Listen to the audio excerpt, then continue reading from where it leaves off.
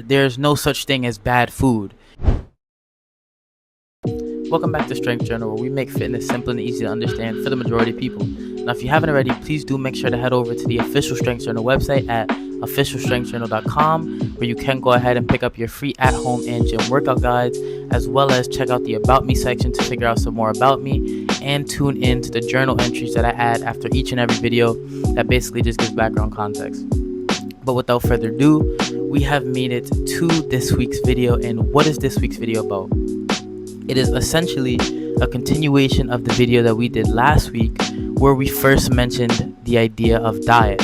So I think a couple of the biggest points that I went over was just the idea that I don't really believe in extreme dieting. I don't really believe in heavy bulks or heavy cuts, as there are studies to prove that they are actually more contradictory to your fitness goals, and that I really just believe in counting your calories, right?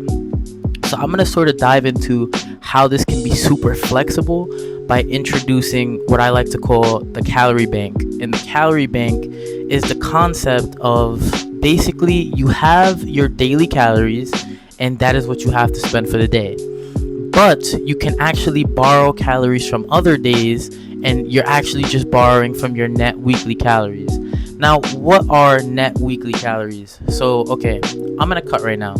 So I'm eating about 2,500 calories a day. And if I decide that I want to have a Ben & Jerry's, let's say on a Monday, in the first video, I went over how reaching your macros is very important. Your macros being your fats, your proteins, and your carbs. Protein, everyone knows, is important. Protein helps repair the muscle fibers that you tear during your training, and it helps build muscle. It's very foundational to building muscle. But if I have a Ben & Jerry's and my daily calories is 2,500, I'm taking out $1,000 from the 2,500 balance I have. That's only going to leave me with about 1,500 calories. Now, I might not be able to hit my protein, my carbs, and my fats, especially my protein, with that little bit of calories left. Or I might, but under the circumstance that I'm not, what do? Because I went ahead and I got ahead of myself, and I treated myself to a Ben & Jerry's because I really wanted one. What can I do?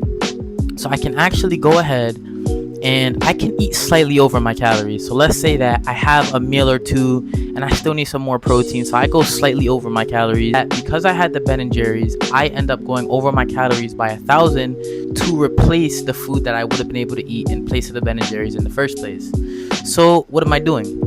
Or how can I still make sure that I'm in a cut and I'm still losing weight by eating under?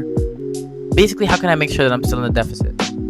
Well, if I have 17,500 net calories for the week, I can go ahead and deduct calories from the other days and just get away with eating that extra 1,000 calories to fulfill my macros. So instead of eating 2,500 calories the other days of the week, what I would do is I would end up eating 2,300 calories the other days of the week.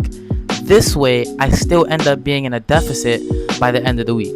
So literally, all that I'm doing is, if I decided to have a Ben & Jerry's and I eat over my calories, all I have to do is take away calories from the other days of the week. So I'm not starving myself. I'm not going and taking away 1,000 calories from the next day, and then I'm still going to end up eating 1,000 calories less just in one sitting, because then you're going to notice it. You're going to be more hungry. What I'm doing is I'm slowly paying it back to the total calorie bank.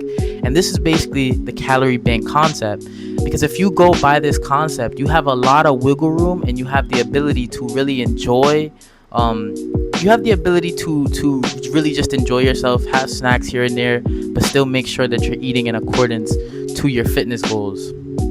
So another thing is that this can apply to the bulk as well. Let's say you're on a bulk and there's some days that you eat, you're not eating enough, or you're missing meals. What you can do is you can replace those meals the other days of the week, which is why counting your calories is so important, because it allows you to cover up for your mess ups. It allows you to cover up your mistakes by simply just eating the amount of calories that you're supposed to eat in a week. And the biggest takeaway that I want you to take from this is that yes, you can eat flexibly simply by counting your calories, and you can hit your weekly calories by messing around with days. However, there's no such thing as bad food. You can make bad choices with your calorie bank balance, so you can waste your calories on nonsense and then not be able to fulfill your macros, but you can then still adhere to your weekly net calories. It shouldn't be a habit though. Like, you shouldn't make it a habit to be moving calories around, because the simplest way to do it is just to adhere to your daily calories. But what I'm saying is, under the circumstance that you do not adhere to your daily calories for whatever reason it might be, you can still go ahead and just make up for it the rest of the week. Whether you need to eat more or you need to eat less, you would just adjust your calories for the rest of the week. If you do have specific health implications, such as an eating disorder, for example, do make sure to do your own research and consult with a professional, because my advice does come from my own personal experiences. With that being said, thank you for tuning into this week's video, and please make sure to be here for next week's by liking, subscribing, and turning on notifications, and I'll see you again soon.